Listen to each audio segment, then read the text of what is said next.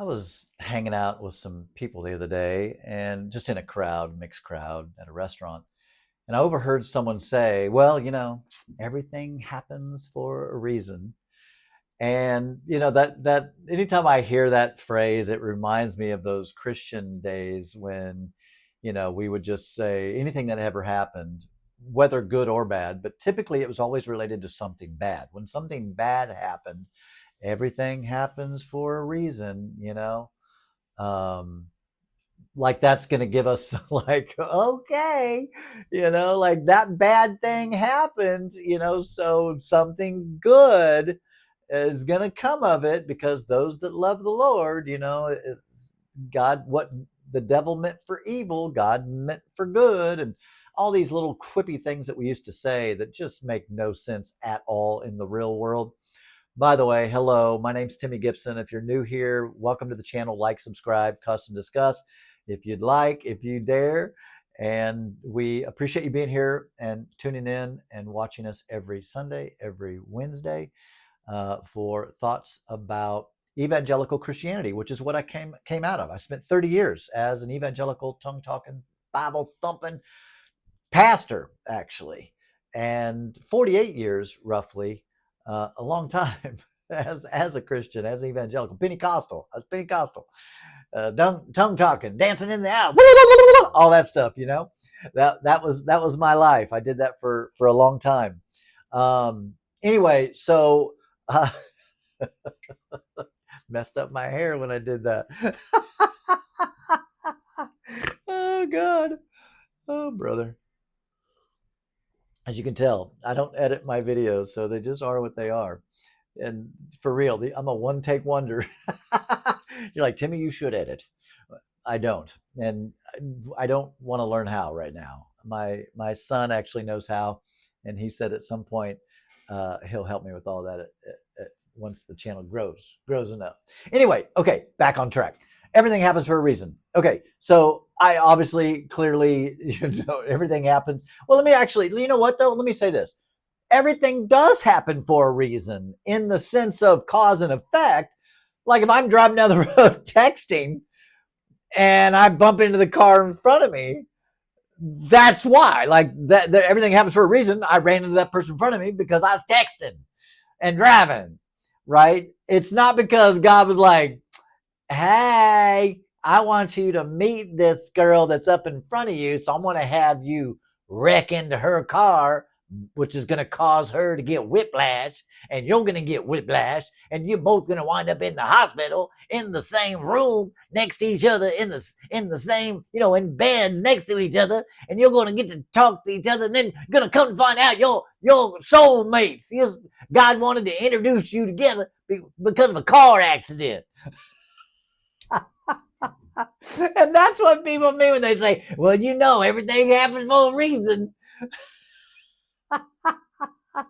Like God is crashing cars and giving people illnesses so they can wind up in the hospital to meet that nurse. Anyway, so does everything happen for a reason? Well, in the sense of cause and effect, just like, yeah, everything happens for some kind of reason. But it's not like God is orchestrating it, and sure as hell the devil ain't orchestrating jack crap. I mean, God isn't either for sure, but it's just like people are like, well, the devil's trying.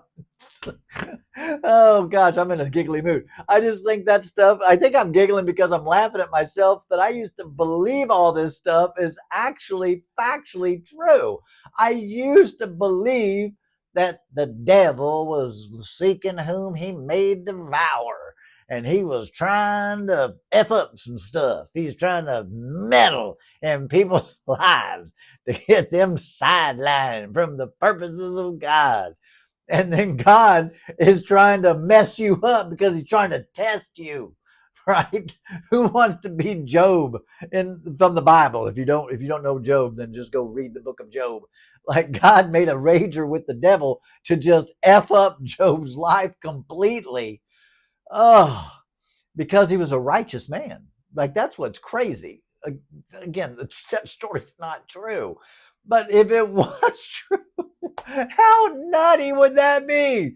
The God of the universe is going to have a little wager with the devil and be like, Satan, I had this guy named Job, and he's like really such a stand up dude. He's like full of integrity and just lives his life about as perfect as you could possibly live your life. Let's meddle in his life a little bit. Let's kill everything, take everything from him, and let's just see what he does. Oh, goodness gracious. I need to take a drink. I'm laughing so hard. I'm not exactly sure why. I'm in a little bit of a giggly mood, and no, I'm not on any kind of drugs. Maybe it's too much coffee. This is my third cup of coffee. That's probably what it is. Um, all right. So yeah, no, everything doesn't happen for a reason in that sense, in the spiritual sense. And here's what I've also noted. Now, I don't know everything. Clearly, I've said this many times, even though I've been accused of, you know, now I was arrogant as a Christian, thinking I knew it all. Now I'm arrogant as an agnostic atheist, saying that I now know that all not true. Whatever, whatever. Say what you will. I personally, okay, don't believe that there is some divine being up in the sky, whether good or evil or both, meddling. Like, I just don't believe in that. I believe that all humans on earth have the better nature and then have a not so good nature, meaning this side wants to be truthful and honest, and this side wants to lie and deceive, and this side wants to, I think that that's human nature in general. There's some duality there. I mean, for Pete's sakes, come on. I mean, you see this, like, it's running rampant within the evangelical church. It's like every time I turn around, there's some evangelical pastor sleeping with prostitutes on the side and just doing some wild, crazy things, which are, according to their proclamation and their sermons, and is evil and not right and wrong and going to send you to hell. It's like, wow. I mean, it's just crazy how many preachers preach against homosexuality, but yet then sleep with a same-sex person on the side. Like, it's like, what is going on? And I think, honestly, like, when I just think about this with my little brain, I think everybody just, we're all duality a little bit. Like, I think all of us have good in us. We want to do good and be kind and generous and helpful. Then there's other parts of us that, want to be selfish and whatever. Like, I think that's just a part of our human nature. And clearly I think it's important to feed the good part of us, to continue to be good and do good and be charitable and helpful and kind and caring. Which, can I just say, I have been utterly shocked by how evil, rude, hateful, bitter, negative, ugly, and I don't mean physically, just ugly Christians, especially those evangelical fundamental Christians. I mean, look at the comments below. If not this video yet, just check my other videos. It's unbelievable. I mean, just absolutely, completely opposite of what I would have ever, or what I thought when I thought of what a Christian was and how Jesus was. Again, I don't know any of this stuff because I wasn't around when Jesus was around. But like, in my mind, I still have a vision or a view of Jesus that he was a kind, caring, compassionate, fun, jovial person to be around. And he wouldn't have been a backbiting, gossiping, hateful, mean. Like, I just don't, that's not how I ever viewed Jesus, whether Jesus existed or not.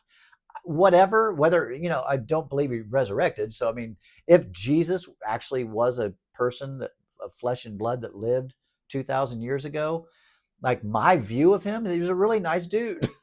Now he's dead, he's gone, and he ain't coming back. Okay, so whatever. I don't believe any of that. But if that dude existed, he probably was a really cool guy and super cool, like super, like a person full of integrity, someone you would have wanted to hang out with, someone you would have trusted with your wife and your children, right? I mean, like that kind of person.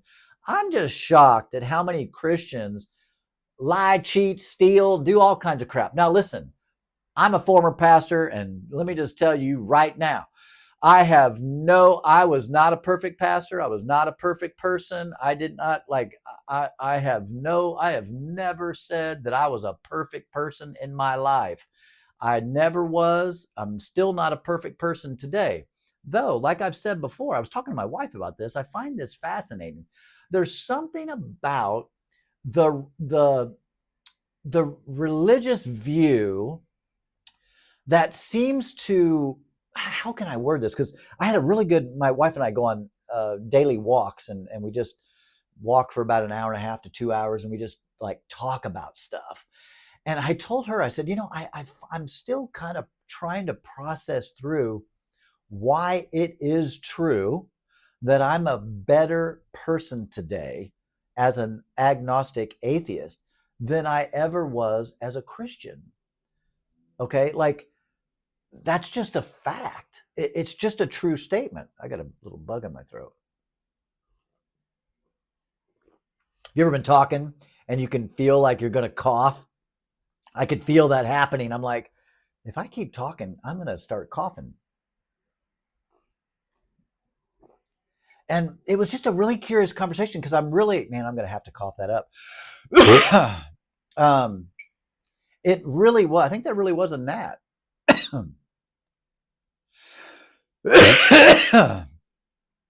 Yeah, I don't edit. Sorry. There we go. Um, that was just really, it was a very interesting conversation because my wife has a degree in psychology. She was actually looking to be a therapist, and she actually has still thought about doing that. So I was asking her, I'm like, what is that? Like, why was I why did I struggle so hard as a Christian to live right? Man, that bug is still there. Sorry. I'm too far into this video to start it over. Um, Hopefully I got that. Otherwise, I'm going to have to start it over. And it was just because honestly, as part of my deconstruction, reconstruction process, it really has been something that I've been curious about. Like, why is that? Like, why is it that I'm more concerned today with being honest and kind and caring and thoughtful and charitable and true to my word and a person of integrity, and what I say I am, and in other words, what I am privately, I am publicly. That's really important to me. Now, let me just stress, I I had that. I still had some of that as a Christian. Like, I definitely didn't want to. I've always been a nice person. Like, that's just kind of I was raised by nice parents. You know what I mean? Like, I've just always been a nice person. There's really no one ever on planet Earth that can say that I've not been like, I'm a nice guy. Not that I've been perfect, not that I've made mistakes, not that I've done things, not that I haven't done things that have probably hurt people. Guilty of all that stuff. But no one can tell you, yeah, Timmy just, completely treats us terrible, and he's mean and hateful, and like, that's just never been part of like my makeup. That's just not how I am. um Again, I come from a good family, and my parents taught me to be kind and thoughtful, and and so I try to do that now, even as a non-Christian, even someone that, I don't believe in Jesus as the savior and all that stuff. But I still want to be a good dude. Like, I don't have there's no heaven to gain, no hell to shun for me. I don't believe in either of those things. So I don't have this. I'm trying to live, straight now, so that I can be in heaven later. I don't believe in heaven. I don't believe in hell. And so I'm not trying to hedge my bets here. I'm just trying to be good while I live in experiencing life right now. So whatever. Where's that coming from? Some might, some Christians might be like, well, that's God still trying to work through you, Timmy. What? Okay. Whatever. I don't think so because I don't believe in that God at all. Um, but so what is that? And I'm still honestly trying to I'm still trying to figure that out how it is, because we were talking about how it seems like, because we were referring to, and I wouldn't say this guy's name because I actually know this preacher personally. Um, but it was a preacher. I don't want to give too many details away because he really was a sweet guy when I met him.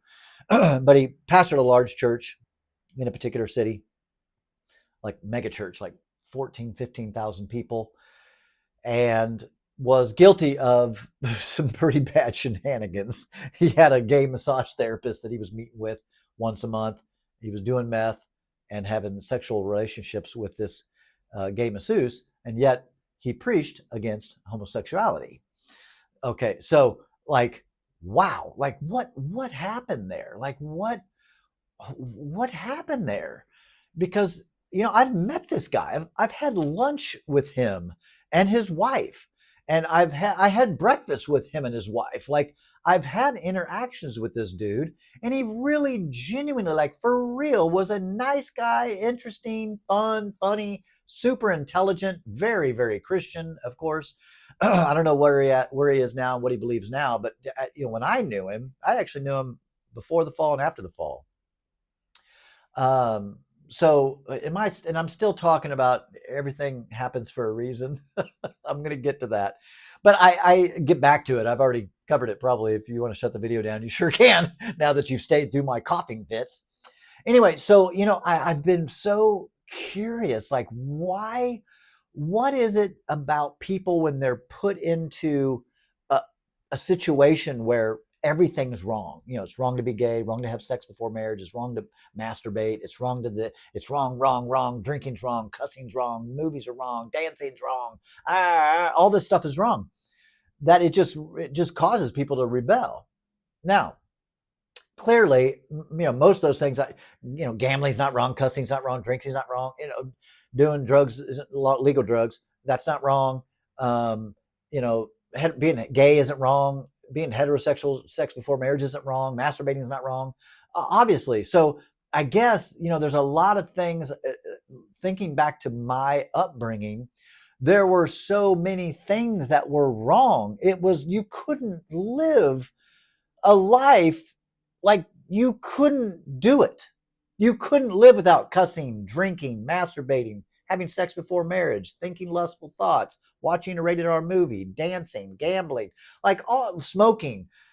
It was like the list was so long of things that were sin that it was inevitable that you were going to sin and feel guilt and shame and have to repent for those sins. And it was an impossible way to live. So, I think about this preacher guy, and I think, well, obviously he's either gay or bisexual. Um, and I know a little bit about his story. There's actually a documentary about him on HBO Max.